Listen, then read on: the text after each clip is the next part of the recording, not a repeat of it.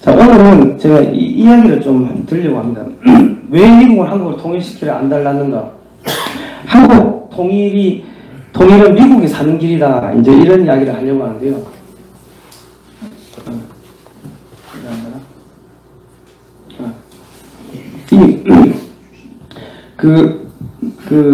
많은 기사들이 나오는데 도저히 이해를 할 수 없는 기사들이 많았습니다. 왜냐하면 미국이 일본을 자꾸 이렇게 막 못 살게 굴고 두들겨 패고, 독일을 막 두들겨 패고 못 살게 굴고 막 이런 것들이 있어. 그냥 동맹국들끼리 왜 그러지? 트럼프가 나쁜 사람인가? 뭐 그렇게 생각을 했는데, 이 책을 이 조지 프리드먼이라는 이 학자가 쓴 책을 쭉 읽어보다 보니까 무슨 이야기가 나오냐면, 이 사람은 이제 뭐 한반도 통일이 2030년 이전에 갑자기 올 것이다 이런 이야기했는데, 이분 아마 이충근 박사님이 여러 번 이야기를 했을 겁니다.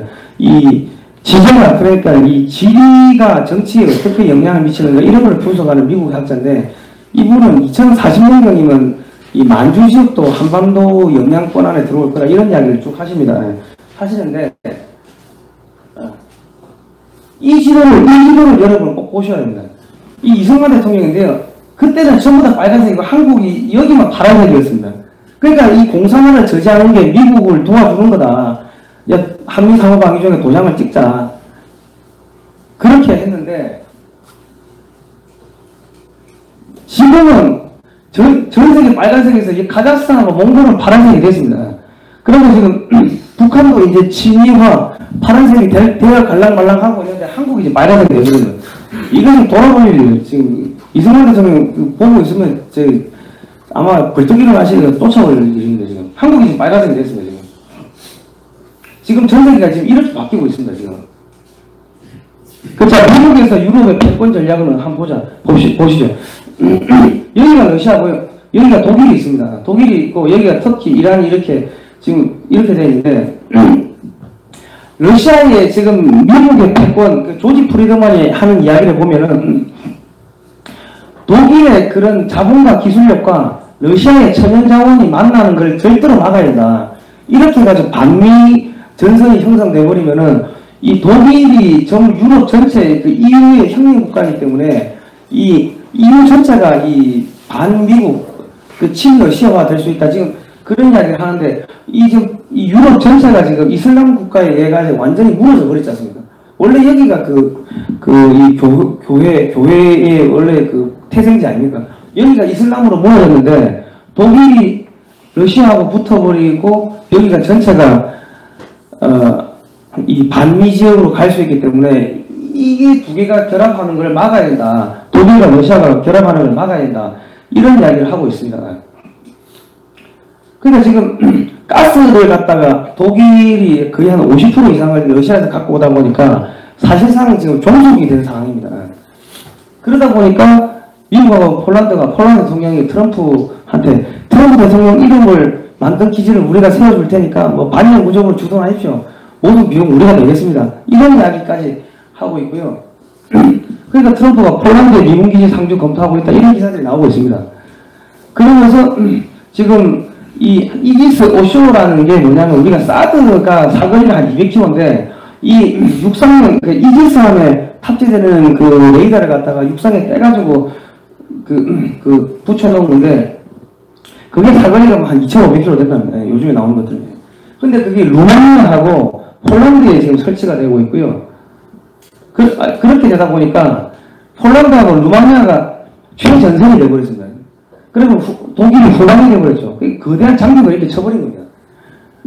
그러니까 냉전 시절에는 독일이 최전방 지역이었으나 폴란드와 루마니아의 미군 기지가 건설됨에 따라 독일은 후방 지역으로 분류되었으며 전략적 가치가 현저하게 줄어들게 됐습니다. 그러니까 미국이 독일을 마구마구 뭐 무역 보복하니 어쩌니 하면서 두들기 패면서 독일이 갑자기 미국산 셰일가스를 갖다 쓰겠다. 이렇게 되는 거죠. 러시아의 자본주를 차단하는 것도 있고요. 미국이 가스를 수출해가지고 자기들 뭐 경제 활성화 시키는 것도 있고. 그러니까 소위 말해가지고 러시아도 지금 죽이는 작업이 들어가고 있는 겁니다. 그럼 중동에서 미국의 패권 전략. 그러니까 이 유럽에서 이런 기사들이 많이 나오는데 핵심은 이거라는 겁니다. 독일하고 러시아가 결합하는 걸 철저히 틀어막는 게 그게 핵심이라는 겁니다. 중동에서의 패권 전략. 자, 중동에서 패권 전략은 터키도 육군 강국이고 이란도 육군 강국인데 재래식 군사 강국인데 이 둘이가 지금 갑자기 동맹을 하겠다고 달라붙어 버린 거예요. 그러면서 이 또 터키는 러시아에서 또 가스를 갖고 옵니다.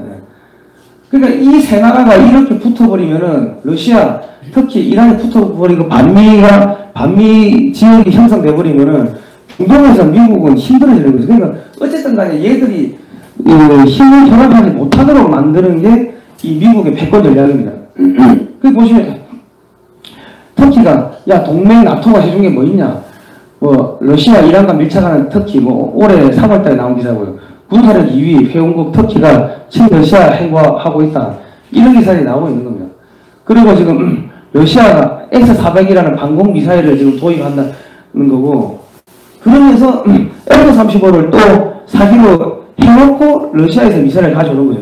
그러면 F-35가 스텔스기인데 그 S-400은 스텔스기를 잡는 그런 기술이 들어가 있습니다. 그 러시아 미사일 가지고 F-35가 터키 공군의 F-35가 돌아다니면서 터키 공군의 S-400 러시아 미사일 포대가 이거 잡는 그 기술을 계속 레이더 추적하면서 잡는 기술을 데이터를 쌓으면요. 이 기술이 만약에 러시아로 넘어가거나 중국으로 넘어가면요. 그러면 미국은 몇천억 달러를 투자해가지고 F-35를 만들어놨던 게 전부 무용지물이 되겠죠.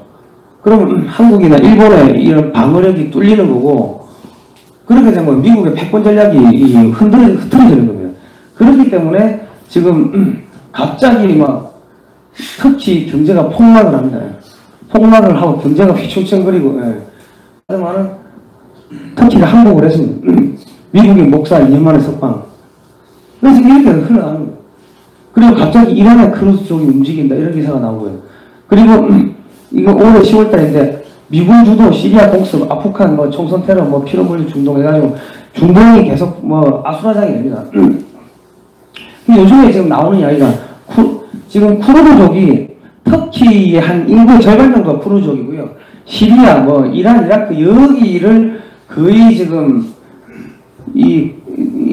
다 걸쳐가지고 사는 게 쿠르드족인데 쿠르드족 자치국가 이야기가 슬금슬금 나오고 있습니다.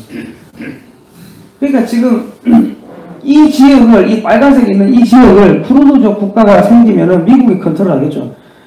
미국이 컨트롤하는 영향권 안에 들어가든지 아니면 여기가 난장판이 돼가지고 아무도 손을 못 대든지 그렇게 되는 게 미국의 국익의 최선이 되는 겁니다.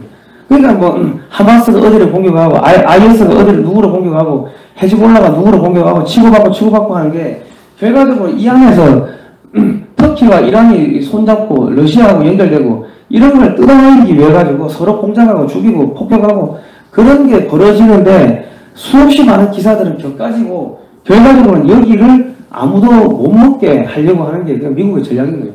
그리고 또 가스 중국의 1대1로 가스 파이프라인이 또 이쪽을 지나가니까 그것도 틀어막는 효과도 있고요. 그렇습니다. 그럼 아시아에서 미국의 패권 전략은 뭐냐? 아시아에서 미국의 패권 전략은 조지 프리드먼 같은 이 국제적인 저명한 학자들 말에 의하면 중국은 얘들은 지금 죽어가고 있는 나라이기 때문에 중국은 신경 쓸 필요 없다. 그 이야기를 하고 있습니다. 중국이나 이 북한 핵 문제는 전혀 고려의 대상이 아니고 이 일본이 중국을 막는다는 이유로 핵무력을 팽창하고 또 이 러시아에서 가스를 가지고 오면서 에너지 독립을 해버리고 하면은 나중에 아시아 지역에서 미국을 몰아낼 거다. 그렇기 때문에 2020년부터 다음 10년간은 미국은 일본하고의 전쟁을 준비해야 된다. 이런 이야기를 책에 써놓고 있습니다. 무서운 이야기를 써놓은 거죠. 그러면서 하는 이야기가 미국은 어떻게 하든 간에 일본이 미국에 의존하도록 종속이 되도록 만들어야 되고 아시아에서 서태평양에서 일본하고 전쟁할 때 가장 중요한 국가는 한국이다. 한국이 의지할 나라는 미국밖에 없다고 하더라도 한국이 특별한 무역 기회를 달라고 요청을 하면은 미국은 들어줘야 된다. 그런 이야기를 책에다 써놨습니다. 이 제가 하는 이야기는 그런 학자들이 한국이 중요하다고. 한국은 중국과 일본을 동시에 견제할 수 있는 나라이기 때문에 미국은 꼭 잡아야 된다. 이런 이야기를 써놨습니다. 그러다 보니까 일본이 차세대 스텔스기를 독자적으로 개발하겠다고 하니까 F-22하고 F-35 최첨단 이 비행기 기술을 줄 테니까 우리하고 같이 만들자. 이게 왜 기술을 주니까는 우리나라 사람들은 와 미국이 왜 일본만 기술 주냐 이런 이야기를 하는데요. 기술을 일본은 이미 뭐 엔진이고 뭐고 만들 수 있는 그 역량이 되는데 일본 이렇게 해가지고 공동으로 하자고 해놓으면 나중에 엔진 부품 공급을 차단시켜버리면 일본의 군사력은 한 방에 제거가 돼버리는 겁니다. 무용지물이 되는 겁니다. 유사신을 대비해가지고 군사적으로 독립을 못하게 틀어막는 거죠. 그리고 지금 미국이 FTA 하자고 1대1 FTA 하자고 이거는 경제적으로 미국에서 일본이 독립을 못하도록 틀어막는 건데 일본은 그걸 알고 지금 TPP 아시아 태평양 그 중국하고 다 아시아 국가들 여러 나라가 들어가는 그런 거 하겠다. 왜냐면 거기는 자기들이 1등이니까 그 아시아 지역에서는 자기들이 그 대장 국가고 돈도 제일 많고 힘도 제일 세고 패권 국가니까 자기는 이런 거 하겠다는 거. 미국은 야 웃기지 말라. 우리한테 독립하려고 하는 거 알고 있다. 그걸 독립을 못하게 막는 겁니다. 경제적으로 독립 못하도록. 그런데 이제 보이죠. 북한 일본이 지난달 베트남에서 극비회담 이게 2008년 8월달 6월 30일자 기사입니다. 뒤통수 치고 있는데 미국한테 알리지도 않고 미국 영향권에서 벗어나서 독자적인 행보를 하려고 지금 일본이 뒤통수 치고 있는 거고 그러다 보니까 그 트럼프 대통령이 아베한테 야 진주만 안 잊었다. 진주만 때문에 일본이 완전 폭삭만 한 거 아닙니까? 이런 이야기를 한 거죠. 이런 이야기를 정상회담 때 했다고 미국의 언론에 흘리는 겁니다. 예. 그리고 지금 이거는 최근에 나온 기사인데 일본이 중국하고 통화 스와프 30조 원 규모를 뭐 이렇게 체결한다는 거고요. 중국, 일본이 지금 미국의 압력에 맞서서 경제 밀월 시대에 들어간다고 합니다. 올해 이제 10월 4일날 펜스 부통령이 허드슨 연구소에 방문해서 연설을 하는 거를 보면은 중국에 대한 선전포고가 들어가 있습니다. 그래서 중국을 죽이기 위해 가지고 모두 돈줄을 차단하고 있는데 지금 일본이 중국에다가 돈 대주고 있는 겁니다. 지금 경제관을단이 이제 방문한다 이러고 있고요. 지금 중국이 지금 해군력을 강화하고 있고 해군력은 지금 엄청나게 강화를 한답니다. 그래서 지금 계속 지금 함정을 찍어내고 있고 이러다 보니까 중국의 해군력을 견제하기 위해서 일본의 해군력 증강이 필요하긴 필요한데 만일을 대비해서 일본이 커지면은 만일을 대비해서 일본을 견제할 한국도 함께 키워야 된다는 게 지금 일본의 전략, 미국의 전략가들이 보고 있는 방안인 거죠, 지금. 그러니까 미국이 한국을 통일시킬 수밖에 없는 이유가 여기서 국제 지정학적인 그런 것에서 하나가 나옵니다. 그래서 지금 펜스 부통령은 지금 중국 보고 미국의 기술을 도둑질하고 있다. 도둑질해가지고 미국의 국익을 뺏어가고 미국의 패권에 도전하고 있고 그런 미국을 공격하기 위해서 군사력을 키우고 있다. 미국의 기술을 훔쳐가서 이런 이야기를 했습니다. 좌시하지 않겠다. 그래서 많이 들어보셨죠? 좌시하지 않겠다. 예. 이런 이야기를 하고 있는데 지금 일본이 중국에 돈을 내주고 있습니다. 그전에는 한국에 우리 지금 문재인 정권이 중국 1대1에 투자한다고 중국에 돈을 내주고 해가지고 야 이게 안 된다고 했는데 일본이 지금 더 심하게 지금 하고 있는 거죠. 그래서 지금 문재인 정권 일본과 한국이 동시에 중국에 붙어버리면 안 되기 때문에 지금 한국 먼저 손보고 그 다음 일본 손보러 들어가는 겁니다. 자, 북한 핵무기의 본질을 한번 보겠습니다. 1950년대부터 북한은 원자력 기술에 관심을 가지면서 소련으로부터 원자력 관련 지식과 기술을 전수받는가. 이 50년대 6.25 끝나자마자 김일성이가 미국이 일본에다가 핵 폭격하는 거 보고 자기들은 핵으로 공격할까 싶어가지고 항복을 해버립니다.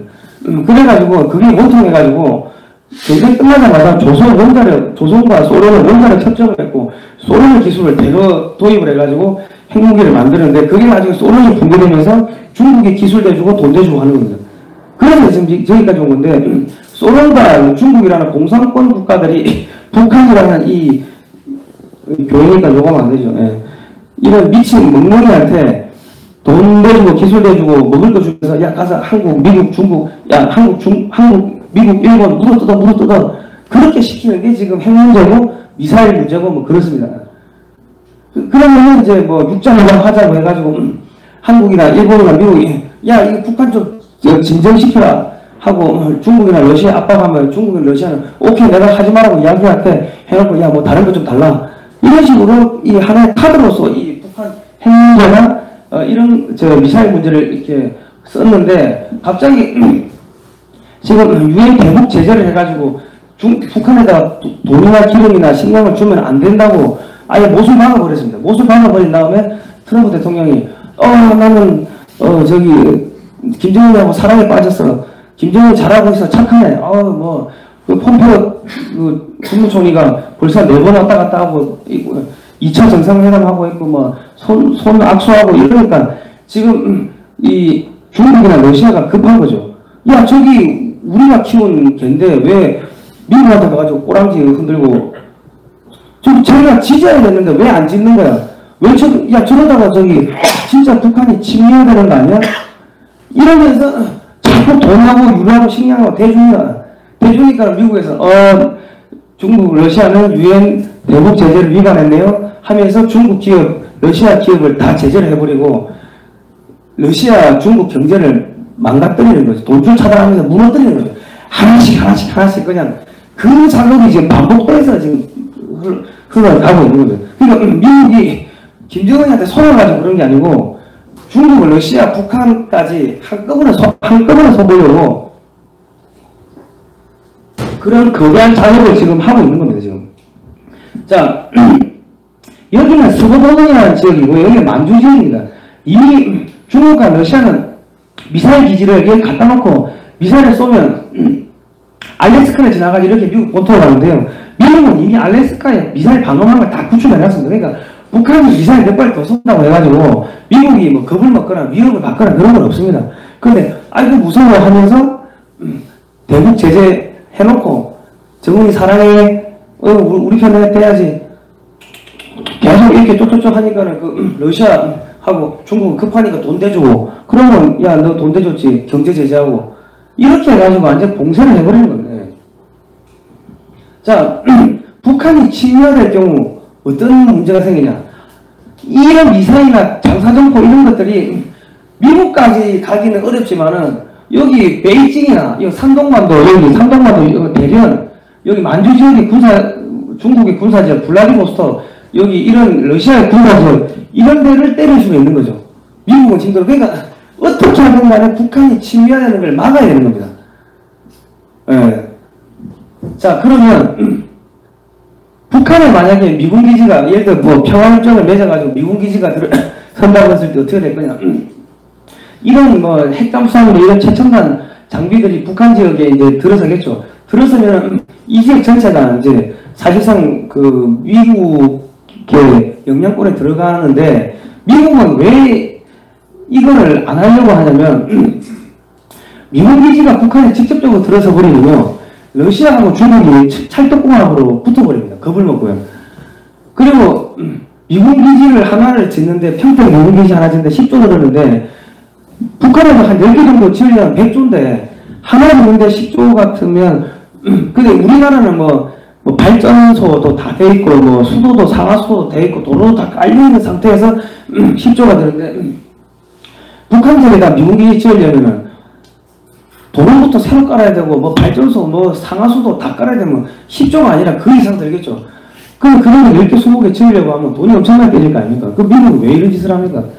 그 육군 한국이 중국과 러시아의 물량 공세를 막아내기 위해서는 미국이 대규모의 그 미 육군을 갖다가 이 북한 지역에 주둔을 시켜야 되는데 그거 미국이 왜 그런 짓을 하냐고요. 자기 나라도 아닌데. 그래서 나오는 게 한국군이 북한을 흡수 통일해버리거든요. 한국군의 K9 자주포 이런 게 뭐 지금 자주포가 한 2,500대 되는데, 그리고 이거는 지금 천무 미사일 이 다른 데 포입니다.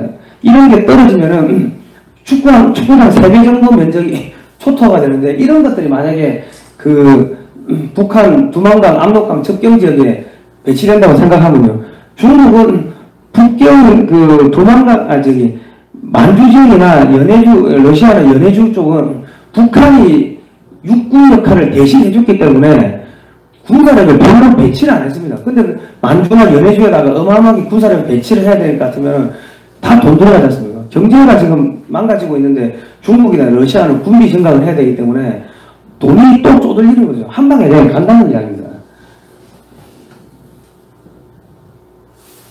자, 그럼 한국에 지금 장갑차들은 보면 그냥 물속으로 막 들어갑니다, 이게. 이 강을 건너기 위해서 부교를 설치하고 도하를, 그러니까, 뭡니까, 인공으로 다리를 만들고 해서 지나가면은 시간이 많이 걸리는데, 그냥 이 강 속에 쓱 들어가 버리는 거예요, 물속으로. 그러면은 한국군 진압부대가 도하장비 없이 그냥 압록강과 두만강, 이제 탱크도 물속에 들어갑니다, 이게. 4.1m까지 물속에 들어가니까, 사실은 뭐, 안개천이나 뭐 금요일달이 떴을 때나 그냥 한국의 육군 기갑부대가 쓱 밀고 올라가 버리면 만주나 연해주나 아수라장이 되는 거죠. 그럼 이걸 막기 위해 가지고 천문학적인 군대 비용을 들여서 군대를 만주 지역이나 연해주에 깔아야 되면 러시아 경제는, 중국 경제는 폭삭 망한다는 거죠. 안 그래도 돈 없는데. 자, 그러면 미국은 북한 지역에 대해서 한국한테, 야, 북한 땅을 한국한테 줬으니까, 우리가 찾아줬으니까 너희는 뭐 미군지 좀 깔아서 달라, 공짜로. 이런 이야기를 할 수가 있겠죠. 그러면 한국은 어차피 북한 개발하려면 댐 만들어야 되고, 발전소 깔아야 되고, 상하수도 도로 깔아야 되고 하는데, 까는 김에 주한미군 기지를 깐다.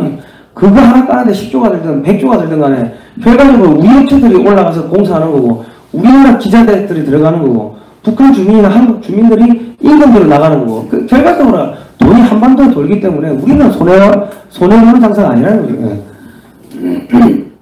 그리고 그 북한 지역이 만약에 경제가 성장하면은 이 만주나 연해주 지역은 대한민국의 경제권으로 편입됩니다.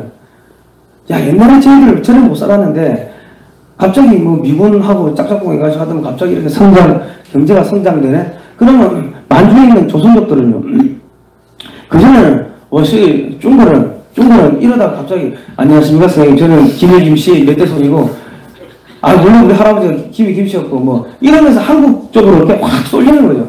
그렇게 되다 보면은, 크림만도 사태처럼, 거기서 뭐 투표를 하든지 해가지고, 이 만주가 한국으로 편입되게끔, 나중에는 이 실질적인 영토까지 편입되는 그 과정까지 이제 간다는 거죠. 중국이 돈이 없어 완전히 분할돼버린 거죠. 그리고, 만약에 북한 지역이 경제적으로 팽창하게 되면, 거기 필요한 셰일가스나 가스나 뭐 이런 것들을 미국산을 갖다 쓰면 되는 거예요. 그럼 미국은 돈도 벌고, 뭐 중국, 일본, 러시아를 동시에 견제할 수 있는 그런 상황이, 한국의 통일은 그래서 미국한테 이 엄청나게 경제적 이득을 갖다 주는 겁니다.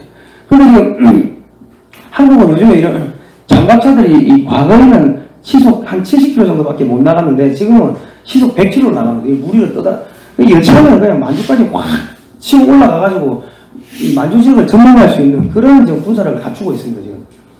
그리고 이 공격 헬기들, 이 수송 헬기들, 이런 거 가지고 만주 저 깊숙한 곳, 연해주 저 깊숙한 곳까지 타격을 할 수 있는 그런 군사력들이 압록강과 두만강에 배치된다고 하면은 얼마나 무섭겠습니까? 그리고 해병대, 이런 F-35, 이런 F-15, 이런 최첨단 전투기들이 북한 지역에 배치된다고 생각해 보십시오. 그리고 한국의 고속정들이 이런 대한미사일을 달고 다니고 있고요. 이게 지금 미사일인데 다련장 미사일을 250톤급 이 고속정에 달고 다닙니다. 예를 들어서 이쪽 지역에 이거 청진 이쪽 지역에 한국의 해군기지가 들어선다고 했을 때 다 그냥 미사일 기지니까 이 블라디보스토크 항구는 무용지물이 됩니다. 러시아가 이 얼지않는 부동항을 얻기 위해 100년 동안 전쟁하면서 여기까지 와서 겨울을 하나 얻었는데 이게 무용지물이 되는 거죠. 한국의 잠수함들이 맨날 여행을 가가지고 코앞에서 죽치고 앉아 있다가 러시아 함정 나오면은 미국에다 전화하겠죠. 야, 지금 얘들 어디 간다. 야, 체크하라고. 그럼 뒤에서, 이 뒤에 있던 항모전단이나 미국의 항모전단이 와가지고 틀어막고 하면 사실상 이거는 무용지물이 돼버리는 겁니다. 그래서 이 한국이 통일되면은 미국은 엄청나게 이 군사적으로, 경제적으로 이득을 보게 되는 겁니다.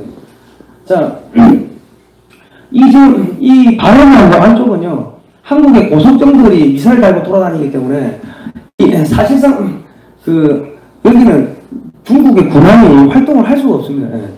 그런데다가 한국의 해병대들이 뭐 갑자기 확 이쪽으로 올라간다든지, 뭐 산동바다 대련을 올라간다든지, 뭐 칭따오로 올라간다든지, 이렇게 돼버릴 수가 있기 때문에, 여기 있는 군대를 빼가지고 만주로 옮길 수도 없습니다. 예. 만주에다가 군대를 갖다 놓을 수 없다고. 한국 해병대가 치고 올라갈 수도 있기 때문에.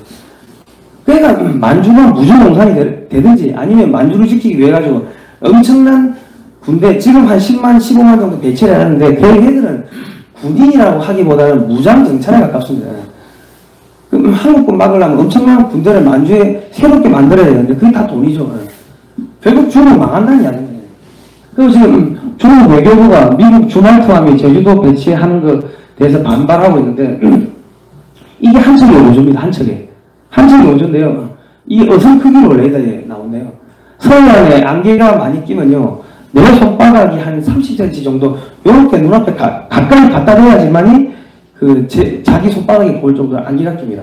그렇게 안개가 끼면은 레이더도 저기 막 빛이 산란되고 반사되기 때문에 잘 안 잡힙니다.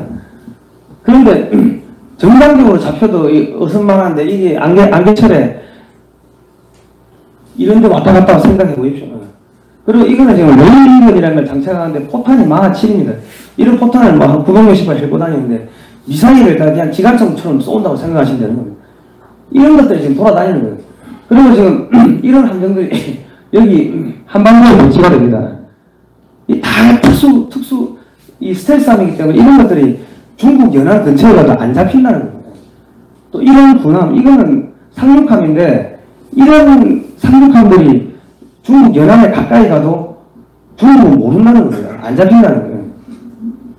그리고 이런 수소함 이런 것들이 중국 연안에 가까이 가도 중국은 모르는 거예요. 그러니까 유사시에는 한국 해병대가 중국 해병대가 미국 해병대가 중국 내륙으로 깊숙이 밀고 올라갈 수도 있기 때문에 만주 지역에다가 군대를 따로 어디서 빼가지고 배치하는 건 불가능하다는 이야기죠. 그리고 러시아도 이제 벌벌 떨 수밖에 없는 그런 상황입니다. 그러니까 지금 트럼프 대통령이 중국이 핵조약 파기하겠다. 중국은 이게 미국이 이제 핵미사일을 마구마구 만든대요. 그러면 중국은 이 미사일 방어망에 천문학적인 예산을 투입해야 돼요. 미사일 날아오는 거 막으려면요. 그거 어마어마하게 돈을 쏟아부어야 돼요. 안 그래도 미국이 돈줄을 차단해가지고 지금 중국산 제품을 수입을 하지 않다 보니까 중국 경제가 쪼들어드는데 여기다 또 미사일 방어망에 돈 쓰려고 해보십시오. 망하는 겁니다. 예. 그리고 2020년까지 우주선 창설하겠다. 구소련이요 미국하고 우주 경쟁 벌이다가 파산했습니다. 그래서 쪼개진 건데 그거를 지금 중국 쪼개는데 그대로 쓴다는 겁니다. 자, 뜬금없이 이제 한미 우주협정이 2016년 11월 달에 발효가 됐는데요. 달 탐사 로켓을 만드는 기술을 한국한테 준다고 하는데 이 달 탐사 로켓이라는 건 달에 갔다가 돌아와야 되기 때문에 대륙간 탄도미사일하고 똑같은 기술입니다. 이런 거를 한국한테 준다는 거예요. 그 미사일 탄도 중량도 제한을 폐지를 해버리고요. 이게 지금 무슨 현상이냐면 옛날에 케네디 정권이 있을 때 소련이 미사일을 만들어다가 쿠바에다 갖다 놓으면서 사실 3차 대전까지 갈 뻔했는데 그때는 사실은 쿠바가 못 살았기 때문에 미사일을 직접 만들어가지고 소련이 미사일을 직접 만들어가지고 배에 싣고 와가지고 이 쿠바에다 배치해가지고 미국을 압박하는 그런 거였습니다. 그런 건데 지금 저희가 만든 책이 지금 요건데요. 이제 한국방위산업학회에서 쓴 책인데 소련이 이렇게 쿠바 미사일 사태 미국은 한국에 그대로 적용. 이게 뭐냐면 한국한테 달 탐사 기술을 주면은 그 달 탐사 우주 비행체를 만드는 업체들은 한국에 미사일 만드는 업체들이 만듭니다. 그 기술은 똑같다는 거예요. 그럼 한국이 그 기술 가지고 뭘 할 거냐? 미사일 만들어가지고 1000발, 2000발, 3000발 쌓아놓으면은 미국에서 미사일을 쏘면 날아오는데 시간이 걸리니까는 방어를 할 수가 있지만은 한국에서 미사일을 쏴버리면요. 방어를 못합니다. 그러면 중국은 이거를 막기 위해 가지고 어마어마하게 많은 또 그 군사비를 지출을 해야 됩니다. 결국 중국 망한다는 이야기입니다. 근데 지금 한국은 탄도미사일 이번에 도성 안창호함이라는 잠수함을 만들었는데 수중 미사일 발사가 6기가 장착되고 탄도미사일이 여기서 쏘는데 그러니까 한반도에서 쏘는 것도 위험한데 잠수함을 싣고 중국 코앞에 가가지고 쏜다는 거예요. 지금 한국이 지금 엄청나게 무서운 걸 하고 있는 겁니다. 그리고 지금 최신 해상 초계기를 한국에 판매 승인했다.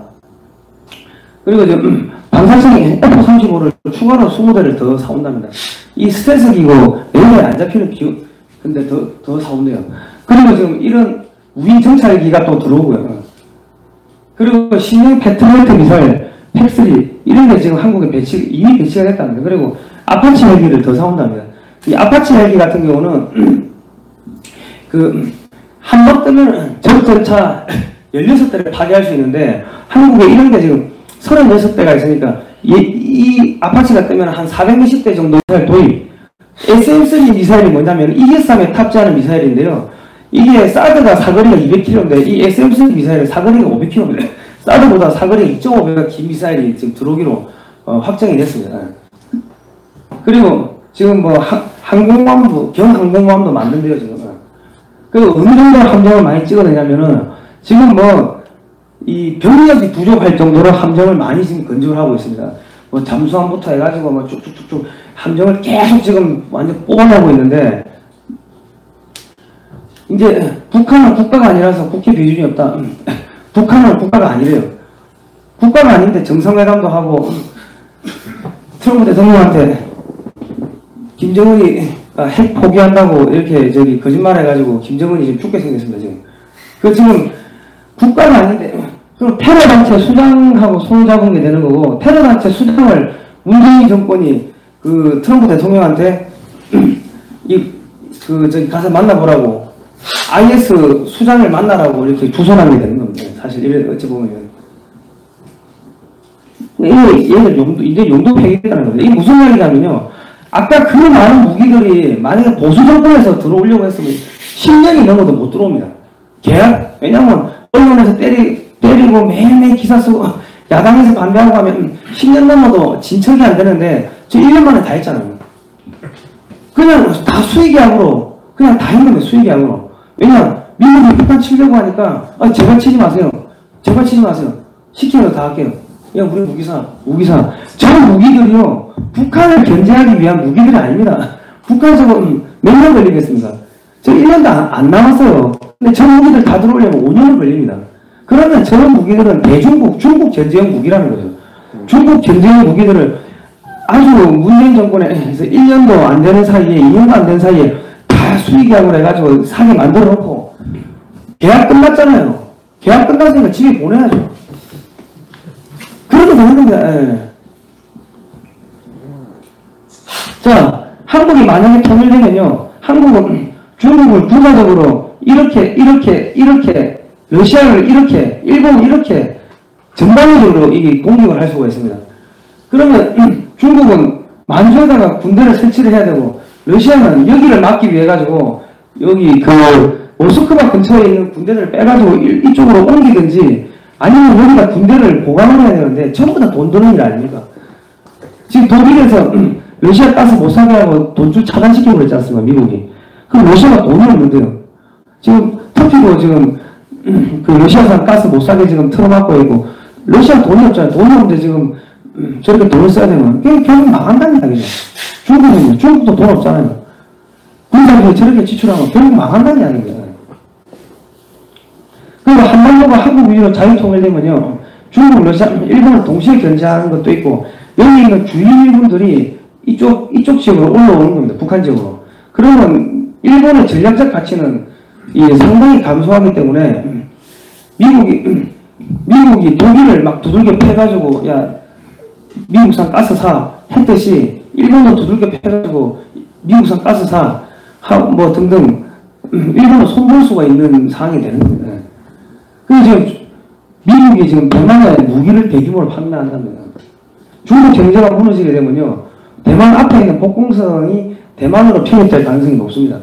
자, 이런 거를 본다면, 예를 들어서, 지금 이 중국의 미사일들은 이렇게 날아가고, 여기 지금 러시아의 미사일들은 이렇게 날아가는데, 만약에 만주까지 중국이 막 힘들어져가지고 분할될 때 만주까지 한국 영토가 된다면, 이 중국에서 이 날아가는 미사일들은 여기에 있는 뭐 주한미군 기지나 한국의 미사일 기지들에 걸려가지고 다 이게 차단되는 거죠.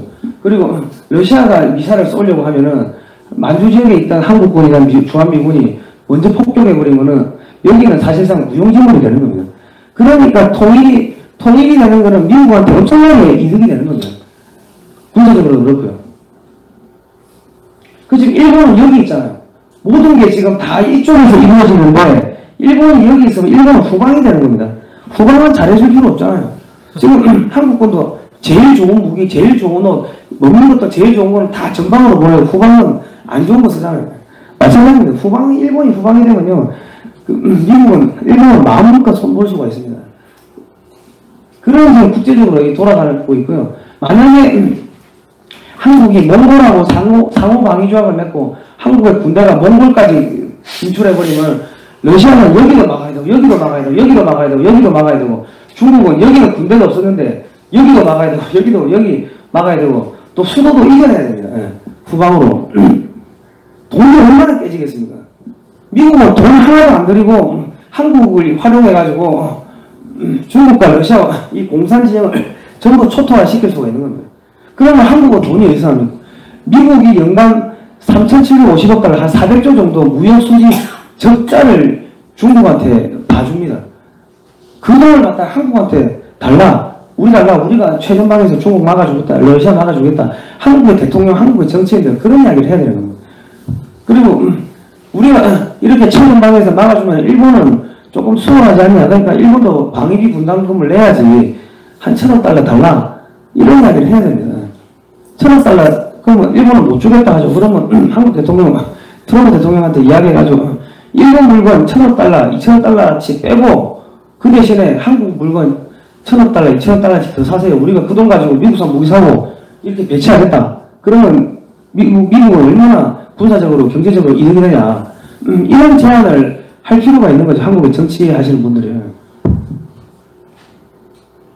자, 대한민국의 생존 전략을 말씀드리겠습니다.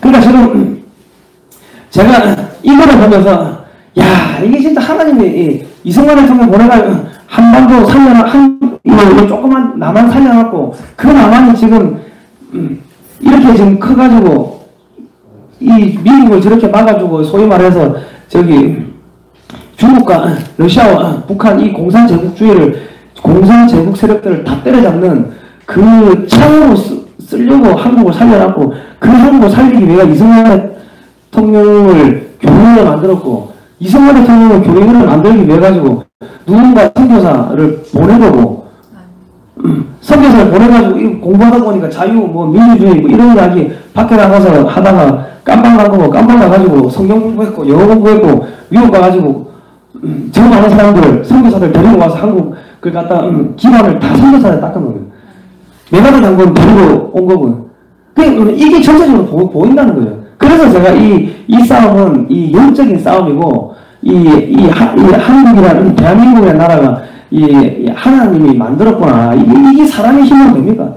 박정희 대통령 원래 간첩짓 하다가 죽을 뻔하고 백수대가 있는데 갑자기 북한에 쳐내려오면서 갑자기 장군이 군인으로 복귀하고 5.16 혁명하고 자주국방 한다고 중화공업 하니까는 한국 경제가 성장하고 올림픽 하니까는 소련이 망하고 이런 거는 이게 사람의 힘으로 되는 거예요.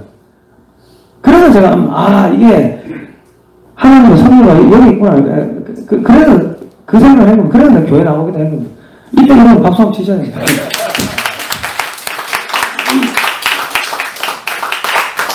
자, 대한민국의 생존 전략은 뭐냐? 저희가 이 책을 만드는 게 지금 대한민국의 방위산업하면 방산비리라고 자꾸 생각을 하시는데 비리산업이 아니고 이 제도가 잘못됐다. 그거를 제도를 좀 바로잡으면은 대한민국의 이런 경제적 군사안보가 강력해지고 소위 말해서 뭡니까 그 산업 경쟁력, 기술력, 일자리 창출까지 다 되고 결과적으로 세금으로 돌고 돌아서 결과적으로 정부로 들어가는데 방산비리라고 해가지고 사람들을 다 잡아가고 기업체 수사한다고 기업체 망가뜨리고 해가지고 대한민국에 남는 게 없다.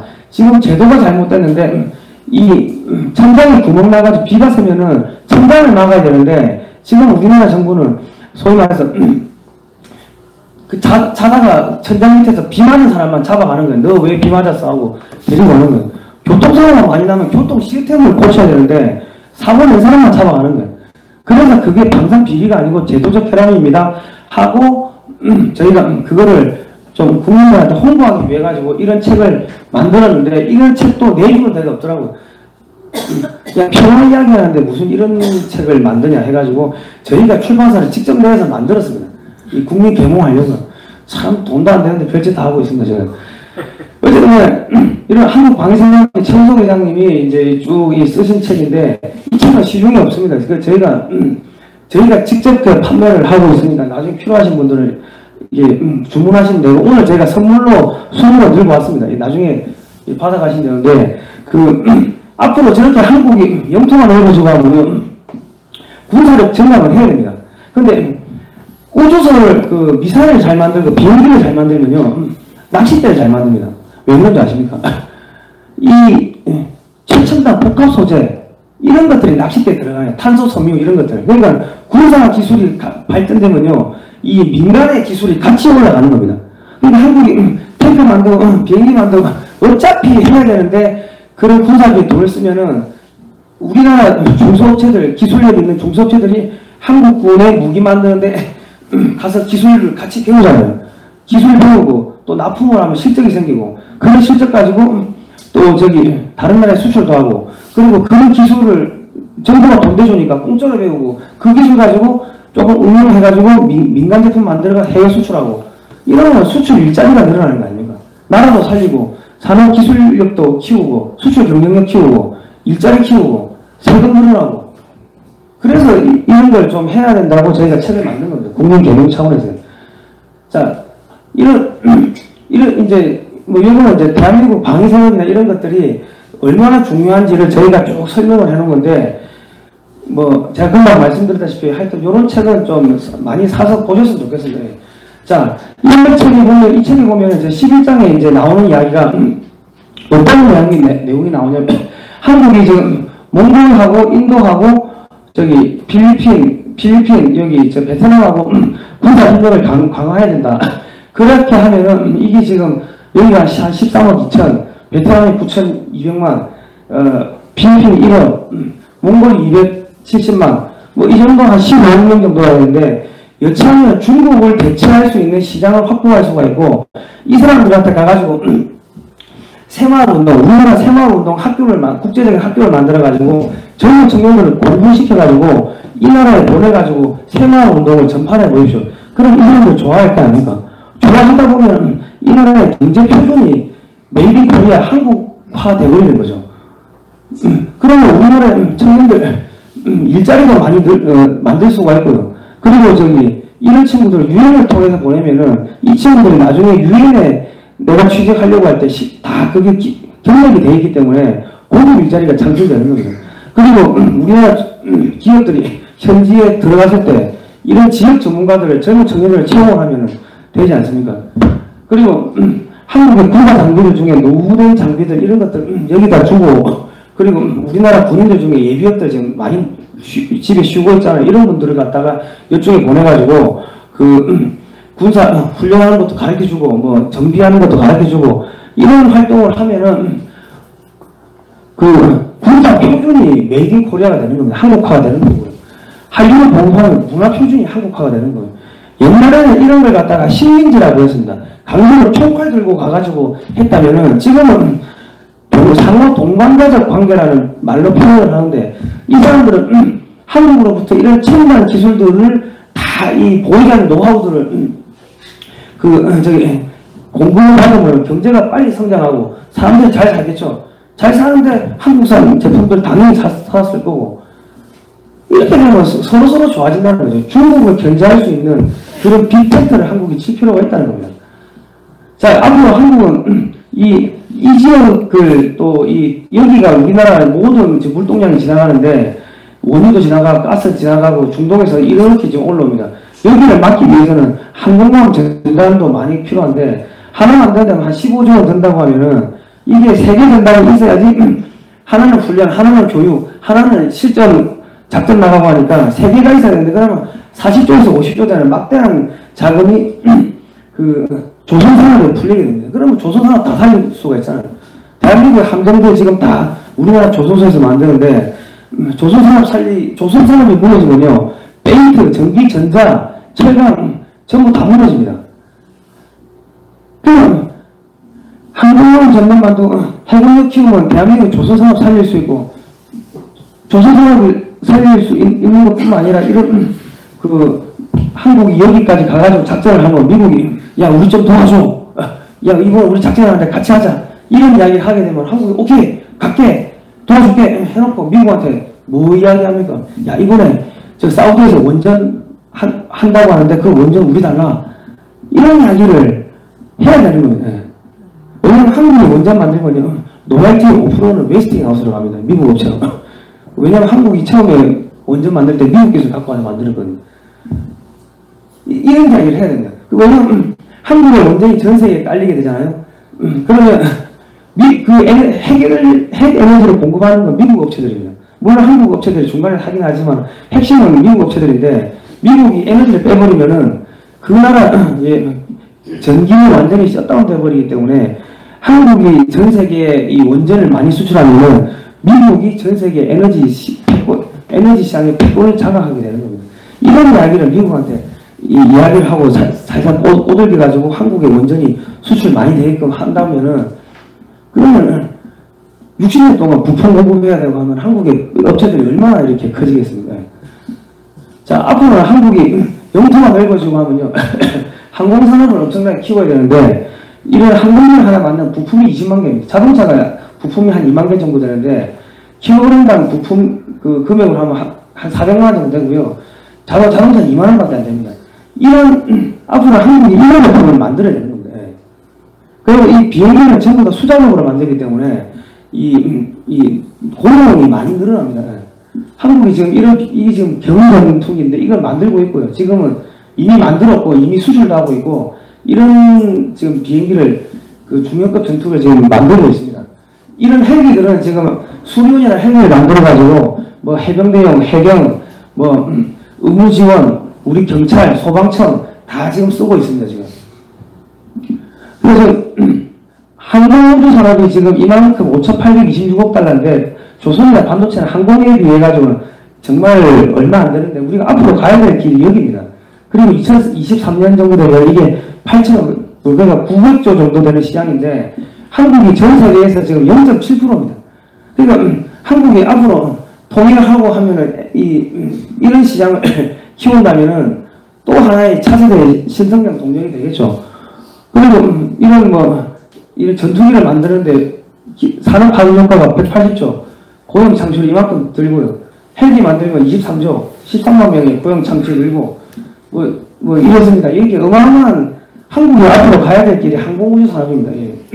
지금 이거는 이제 한국이 만들고 있는 우주기술, 위성체들. 용도가 넓어지면 한국이 저런 걸 직접 해야 되는 거예요. 이제는 어디가 남한테 돈 주고 사오는 건 이제 힘들다는 거죠. 자, 이거는 지금 한국이 지금 앞으로 지금 한 요 정도까지 왔고요. 지금 요 정도 지금 가야 되는, 지금 길입니다. 지금 무인기도 한국이 이렇게 만들고 있고, 한국의 지금 우주기술력이, 항공기술력이 50년대부터 이렇게가 지금 이까지 왔는데, 지금 이런 비행기들 만들어가지고 해외로 수출하고 있습니다. 이런 헬기나 이런 것도 만들고 있고, 이제 요거 만들려고 지금 하고 있고요. 조만한 항공기 만들려고 하고 있고, 이렇게 지금 한국이 전투기를, 비행기를 해외로 수출하고 있는 국가가 됐습니다. 천만 하나 못 만드는 나라가 지금 이만큼 이 비행기를 해외에 수출하게 됐는데, 이게 다 미국에서 기술 받아와가지고 만든 거예요. 그 미국에 기술 받아와 만들 때, 결국 이승만 대통령이 하신 겁니다. 그 이승만 대통령, 교회 나갔으니까 미국 가가지고 사바사바 해가지고 이런 거 기술 받아온 거고요. 그 교회에 누가 나가겠습니까? 어느 선교사가 와가지고 교회 가서 한 거고요. 그래서 제가, 이 나라에, 이거 하나님이 만든 나라구나. 그렇게 생각하게 된 겁니다. 예. 일단, 아멘 한번 하십시오. 아멘. 이래 보시니까 한국이 만만한 나라가 아니죠. 그런데, 미국에 전투기 수출하려고 하고 있는데, 이 문재인 정권에서 방산 비리하고 수사를 해가지고, 결국은 떨어졌습니다. 여기 보시면, 사장이 감사원 출신이 정치인인데, 들어오자마자 임원들 해고하고 해가지고, 결국 수주 실패했습니다. 더불어민주당 출신이죠. 카이가 망하면요, 이 항공우주업체가 망하면요, 이 기술진들 전부 중국 갑니다. 지금 탈원전 하잖아요. 그러니까는 유급 휴직이래요. 다 휴가 보내고, 지금 원전업체를 망하면 기술진들은 중국으로 갑니다. 그 국내 원전 해체 기술을 갖고 있는 회사가 중국계 자본에 의해서 인수가 됐어요. 올해 3월 달에. 원전 해체하면요, 한국이나 미국의 기술이 모두 중국에 넘어갑니다. 그 중국은 이런 한국이나 미국의 첨단 원전 기술을 확보할 수가 있고요. 그 전세계 원전 해체 시장 규모가 약 한 440조가 된다고 하는데, 이거를 한국 업체가 먹지만 그게 모기업이 중국 기업이기 때문에 돈이 다 중국으로 가는 거예요. 미국이 중국의 돈줄을 차단하고 있는데, 이런 식으로 해가지고 한국의 기업을 중국에 팔아넘기면서 중국이 돈 벌게 도와주는 겁니다. 지금 현 정권이. 이거는 유튜브 글로벌 디펜스 뉴스에 가시면요, 친중정부 문재인 정부가 탈원전과 건국부정을 추진한 이유 해가지고 저희가 방송으로 자세하게 만들어 놓은 건데 한 10,000명 정도 봤는데요. 여러분 오늘 가셔가지고 보시고 널리 퍼뜨려 주시기 바랍니다. 이거. 이 내용이 길어가지고 방송을 보시면 돼요. 자, 이게 내가 뜬금없이 이야기를 하는 것 같은데 이게 다 연결되어 있는 겁니다. 문재인 정권이 상해 임시정부가 김구 선생의 목숨을 거는 이유. 갑자기 상해 임시정부가 건국 100주년이다 이런 이야기를 지금 하는데, 1차 국제공산당 자금 탈취 사건이라는 게 있었습니다. 이게 한인사회당은 1919년 4월 25일 블라디보스톡 신안촌에서 대회를 열어 코민테른이라는 국제공산당입니다. 가입을 결정하고 박진순 등 대표 3명을 모스크바에 코민테른을 파견하여 선전비로 400만 루블 돈을 레닌한테 돈을 받아오는 겁니다. 근데 받아오다가 중간에 이름쿠츠크의 고려공산당한테 돈을 뺏깁니다. 그러니까 서로 돈 가지고 이게 내 돈이다 서로 공산당 자금 서로 차지하려고 싸운 거예요. 근데 상해 임시정부의 국무총리이자 고려공산당이었던 이동희는 그해 11월에 이 소식을 듣자마자 박진순을 모스크바에 파견하여 이르쿠츠크파의 자금 탈취 행포를 규탄하고 한인사회당을 끝까지 지원해달라는 탄원서를 내는데, 그 내용이 상해 임시정부는 실질적으로 한인사회당의 정부이며 한인사회당은 공산주의 운동을 위하여 심신을 바치겠다는 내용의 서약서를 보냅니다. 그러니까 한인사회당이 정부는 한인사회당의 정부고, 한인사회당은 우리 공산주의 활동하니까는 이 돈 달라. 한인사회당은 블라디보스톡에 있었습니다. 이렇게 된 겁니다. 1차로 한번 탈취했고요. 2차로도 한번 또 탈취를 합니다. 또 돈 받아오는데 또 탈취를 해요. 그렇게 해가지고,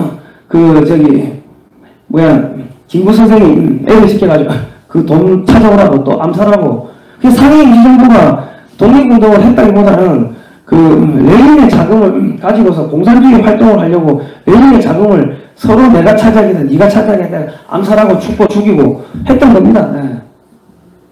이게 1920년에서 21년 사이에 있었던 일이고요. 그러다 보니까 김구 선생은 임시정부가 공산주의까지 대표한다고 생각한 듯 싶다. 레닌 자금을 둘러싸고 임시정부의 암투로 인하여 국제적 신용이 하락했다. 해방 후 남한으로 들어와서 이 사람들이 남로당의 주축 세력이 되는 겁니다. 민족 지도자, 반일운동, 이런 거 내세우고, 내가 한일 투쟁했다고 거짓말하고, 지금까지 내려오는 겁니다. 이 사람들이 지하로 숨어 들어가 남로당이 되고, 이 사람들이 지금까지 아직까지 잔존해가지고 이렇게 지금의 이런 뭐 여러 가지 혼탁한 상황들을 일으키는 겁니다. 자, 여기 청산리 전투, 봉오동 전투, 제가 왜 이야기를 하는가? 저희가 이걸 취재하기 위해 가지고 올 6월달에 그 더울 때 블라디보스톡에서 시베리아 횡단 열차를 타고 이 독립운동 유적지를 하나하나 다 갔습니다. 12,000km를 갔다 왔습니다. 해가지고 고려인 20만 명 강제이주 끌려갔던 그 루트를 따라가가지고 우슈토베, 카자흐스탄 우슈토베까지 가가지고 거기서 우리가 추모제도 지내고 왔는데 이게 1920년에 여기서 치고받고 무장 투쟁하고 있을 때 이 상해 임시정부는 소련 공산당 자금 받아가지고 자기들끼리 쓰겠다고 싸우고 있었던 거예요. 얼마나 한심합니까? 이런 사람들이 지금 상해 임시정부 김구 선생 지금 문재인 정권에서 이 사람들 이렇게 추앙하고 하는 거는 이 정권이 공산 세력들과 연관되어 있다는 걸 암시하는 겁니다. 자, 그러면 왜 이쪽은 이렇게 치열하게 전쟁을 했는가? 사실 이 1800년대 이후부터 이 조선에서 먹고 살 때 힘드니까 기근이 생기고 하니까 연해주 지역 쪽으로 조선인들이 많이 넘어가서 농사를 많이 짓습니다. 거기서 이제 거부들이 많이 생기고 거상들이 많이 생기고 하는데 이 사람들이 돈을 많이 대준 겁니다. 그런데 이게 참 아이러니한 이야기인데 체코 군단이라 체코의 군인들이 1차 대전 때 러시아 편에 붙어가지고 같이 싸웁니다. 그래가지고 성경국이 됐는데 독립을 하려고 하니까 러시아가 볼셰비키 혁명이 일어나면서 체코 독립 안 된다 하고 틀어막으니까 체코 군단이 러시아 적군파하고 싸웁니다. 싸우다가 이런 부초까지 오니까 중간에 서로 피곤하니까 타협을 해가지고 체코 군단이 블라디보스톡에서 와가지고 배를 타고 다시 체코로 돌아가는데 블라디보스톡까지 왔는데 배가 올라가면 1년 이상 걸리고 하니까 돈이 없잖아요. 돈이 없으니까 총을 갖다 파는 거예요. 총을 갖다 팔고 하니까는 최재형 선생이나 이런 독립 운동가들이 거부들이 그 돈으로 김자진 장군 이런 사람을 보내가지고 무기를 다 사들이는 거예요. 체코 군단의 무기를 사가지고 독립 청산리 대처, 봉오동 전투 이런 게 가능해지는데 이때 썼던 무기들, 체코군이 썼던 무기들이 미국이 체코군한테 1차 대전 치르라고 줬던 미제 무기들입니다. 막심, 기관총 이런 것들 일본군보다 훨씬 성능이 좋은 미제 무기를 체코군한테 줬는데 그걸 얘들이 돈이 없으니까 블라디보스톡에 다 팔았는데 그걸 대한민국의 대한독립군단 김자진 장군이나 이런 사람들한테 손에 들어가가지고 청산리 전투가 생겼던 겁니다. 그러니까 일본군 대한 독립군이 별별 엄지라고 들어갔다가 기관총에 몰살당한 겁니다. 여기서 이러고 있는데 상해 임시정부는 소련 자금 받아가지고 이렇게 활동한 거예요. 그러다가 이게 제가 왜 자유시 참변까지 올라가냐 이게 다 해결되는 겁니다. 지금 자유시 참변 자유시에서 이제 우리 대한 독립군들이 집결을 합니다. 3,500명 집결을 하는데 이 공산주의자들이 거짓말을 속여가지고 이 사람들 나중에 다 죽입니다. 다 죽이고 하면서 여기 사실은 1921년 이후부터는 이 대한민국의 독립운동이라는 사실은 없어집니다. 거의 없어져버린다고요. 그러면서 1937년에 여기 저희가 갔다 왔습니다. 유튜브에 보시면은 글로벌 디펜스에 저희가 초반의 길이라고 해가지고 이걸 방송으로 만들어서 지금 하고 있습니다. 나중에 한번 보시면 되고요. 지금 거의 한 20만 명 이상을 갖다가 이 고려인 강제징용을 하는데 이게 1937년도에 하는데 실제로는 한 25만 명 정도를 이주했다고 합니다. 가면서 한 6에서 8만 명 정도가 죽어버리는 거예요. 그리고 여기가 저희가 죄를 지내고 이렇게 하는데 여기서 총에 들어가가지고 여기서 10월달에 얼마 쳤습니까? 다 토굴로 파고한 거죠. 그러니까 이 공산주의자들이라는 것은 사람을 죽이는 사람을 죽이고 거짓말하고 하는 게 입에 상습적으로 붙어 있다는 겁니다. 다른 사람 재산 약탈하고 이 사람들을 갖다가 20만 명을 여기서 이 강제로 보낸 거는 죽으라는 이야기입니다. 하다가 수만 명은 죽어도 돼요. 그리고 여기에 있는 재산들 다 몰수한 거죠. 그 저희가 가서 이렇게 충고도 하고 있는데, 그리고 여기가 가보니까 그 라지도니라고 여기 김일성이가 살던 생간데 여기서 김정일을 태어났습니다. 이 백두혈통이라는 새빨간 거짓말입니다. 저희가 왜 이야기를 하는가 다 이렇게 자 보이죠.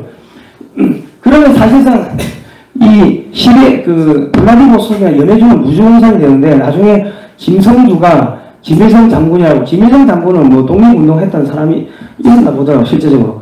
거짓말을 하면서 이 무주공산이 된 이쪽을 소위 블라디보스톡의 그런 공산주의 세력들을 데리고서 이 북한으로 들어가고, 이 소위 말해서 지금 상해 임시정부에서 공산주의 활동을 하는 사람들은 남한으로 들어오고, 그래서 남과 북이 공통적으로 공산주의라는 그런 인연하에 이 남노당이 생기고 막 사회 혼란이 생겼던 겁니다.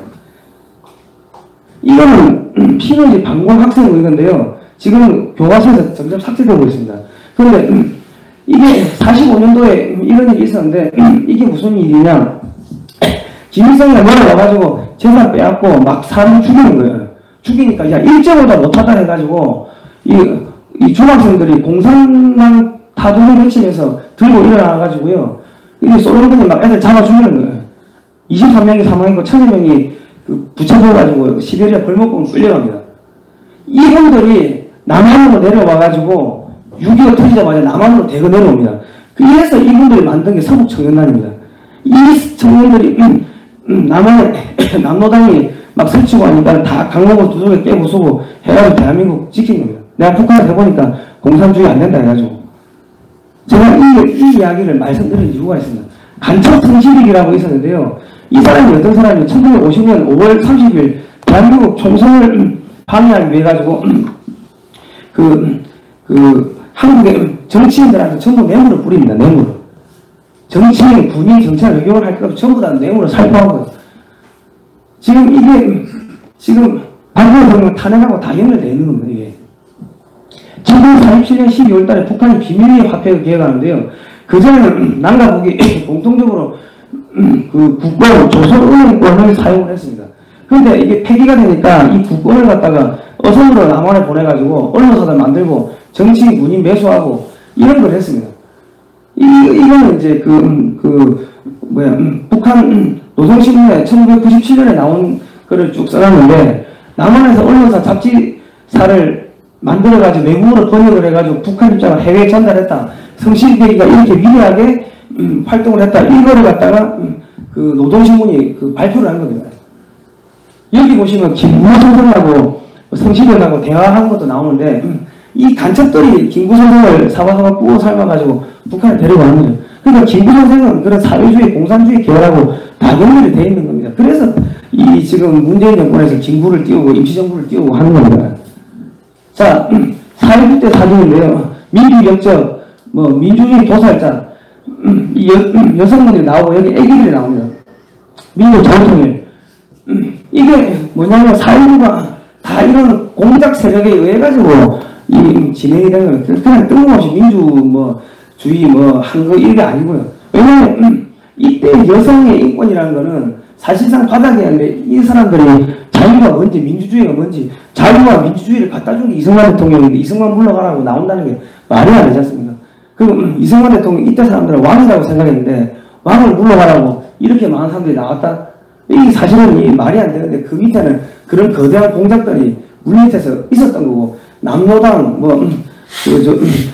상해 임시정부의 그런 공산주의 세력들이 남과 북에서 이미 깔려 있었던 겁니다. 그리고 지금 광우병 사태, 그리고 이때 6.25 나왔을 때 한국군이 갑자기 그 6월 24일 날 그 고위 장교들 댄스 파티를 해가지고 술 먹이고 재웁니다. 그리고 6월 25일 오후 4시에 그 북한군이 쳐들어오는데 북한군이 들어온다는 첩보를 입수했음에도 불구하고 그보다 4시간 전에 비상을 해제시켜버리고요. 그전에는 한국군 부대를 여기서 일로 옮기고 저기서 일로 옮기고 해가지고 이 지형 지구를 숙지를 못하게 만들고 군인들의 3분의 1을 휴관해보내고 이상한 사건들이 있었는데 다 간첩들을 해가지고 조작이 된 겁니다. 그 지금 그 사람들이 그 간첩 성실에 의해가지고 자라났던 그 사람들이 5.18도 일으키고 제수 4.3 사건 여순 반란 사건 5.18 이렇게, 여기 지금 학생들이 이렇게 튀어나오고 있고, 이거는 지금 중고등 혁명정부 박근혜 대통령 하야 집회 때 튀어나오고 있고, 이 보십시오. 그 사람들이 주동이 돼가지고 지금까지 이렇게 그 광란을 벌리고 있는 겁니다. 이 신부 수녀님들이 이런 거를 왜 합니까? 박근혜 대통령 사실 국정원 해체, 이런 이야기를 왜 하는 겁니까? 따뜻하고 평화오라. 애기들도 이러고 있고, 이 정치인들, 해군비리 반대, 국정원 해체, 국정원 해체되면 민주주의 회복과 무슨 상관이 있습니까? 북한식 인민민주주의가 회복되겠죠. 국정원장 전부 구속시키고요. 지금 주한미군철수, 국정원 해체, 국가보안법 폐지, 낮은 단계 연방계통의 정면협정, 평화협정 전환, 통진항하고 똑같은 이야기를 하고 있는 겁니다. 이게, 이거 뭐 사진 찍으시려면 찍으십시오. 자, 이 자료는 다 드리고 가겠습니다. 이게 북한의 헌법에 나오는 이야기인데요. 3조에 보면 사람중심 세계관, 사람중심 나옵니다. 사람중심 나오죠. 사람중심. 자, 지금까지 보시면, 이 공산주의 세력들이, 우리 독립운동 때부터 해가지고 몇 명이 지금 이렇게 흘러내려오는 겁니다. 그게 지금 물 밑에 깔려가지고 지금 오고 있고, 대한민국을 파괴하기 위해 가지고, 지금 공산주의자의 동성애를 퍼뜨리고 있는데, 이거는 수동연세병원 영화석 원장님이 저희 방송에서, 글로벌 디펜스 뉴스에 오시면은, 모텔에서 샤워하면 에이즈 걸리나요? 이런 제목으로 제가 방송을 한 게 있습니다. 이거 좀 꼭 보시고 좀 주변에 퍼날라 주시기 바랍니다. 이런 걸 가지고 돌아다니는데, 동성애자라고 하면 처벌을 못하게 합니다. 그게 차별금지법입니다. 이런 사람들이 그 성범죄 저지르고 소아 성범죄 어린애들 강간하고 납치가 강간하고 그런 거 하는 겁니다. 그 다음에 이제 개하고 동성애 합법화 되면 동물과 수가 근위상과 소아성애 이런 게 되는 거예요. 지금 개하고 수간을 해가지고 이렇게 되는 겁니다. 이렇게. 이게 남의 나라가 아니고요. 우리나라에 전부 수간협회 4,200명이 있다는 거예요. 지금 전부 동성애자가 60만이에요. 60만. 지금 동성애자가 뭔데요? 우리는 헌법재판소의 통합진보당 해산을 결정한다. 이 공산주의 세력하고 여기 한국 게이 인권이나 뭐 동성애자인데 인권단체 뭐 동성애자 인권인데 뭐 인권 이 공산주의하고 동성애하고 통합진보당 북한 다 연결되는 겁니다. 지금 동성애가 확산되고 있는 거는 대한민국을 파괴하기 위해 가지고 이 하나님의 나라, 하나님의 목적에 의해 생겨진 이 나라를 파괴하기 위해 가지고 공산주의자들이 그 동성애를 퍼뜨리고 있는 겁니다. 제가 그래서 이거 영적인 전쟁이라고 하는 겁니다. 이게. 교인들이 나서야 되고 이게 일반인 눈에는 보이질 않습니다. 교회가 나서야 되는데 교회가 지금 전부 침묵하고 있는 거죠. 이 뭐지 낚시성, 여성 동성애 이 공산주의하고 이 동성애하고 연결되어 있는 거 아닙니까?